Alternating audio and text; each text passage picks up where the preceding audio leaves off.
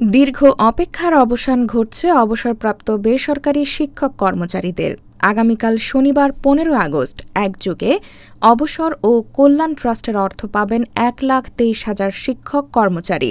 এজন্য এককালীন ২,০৩৫ কোটি ৮৬ লাখ টাকা দেওয়ার সিদ্ধান্ত নিয়েছে সরকার। প্রাথমিকভাবে ১,১৯,০০০ শিক্ষক কর্মচারীকে অবসর ও কল্যাণ ট্রাস্টের অর্থ দেওয়ার সিদ্ধান্ত নেওয়া হলেও পরে এই সংখ্যা বেড়ে ১,২৩,০০০-এ দাঁড়িয়েছে। আগামীকাল দেশের ৬৪ জেলায় একযোগে অর্থ বিতরণ কার্যক্রমের উদ্বোধন করবেন প্রধানমন্ত্রী তারেক রহমান। শিক্ষামন্ত্রী ড. আনম এহসানুল হক মিলন গণমাধ্যমকে বলেন, দীর্ঘ ৪ বছর ধরে জমে থাকা শিক্ষকদের পাহাড়সম বকেয়ার জট কাটাতে আমরা যে যুগান্তকারী সিদ্ধান্ত নিয়েছি তারই ধারাবাহিকতায় দেশের ৬৪ জেলায় একযোগে ২,০৩৫ কোটি ৮৬ লাখ টাকা শিক্ষকদের স্ব ব্যাংক অ্যাকাউন্টে প্রেরণ করতে চাচ্ছি।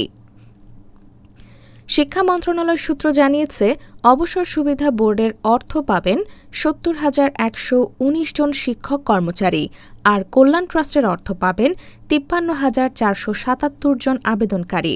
সব মিলিয়ে ১,২৩,৫৯৬ জন শিক্ষক কর্মচারীকে এই অর্থ দেওয়ার সিদ্ধান্ত হয়েছে।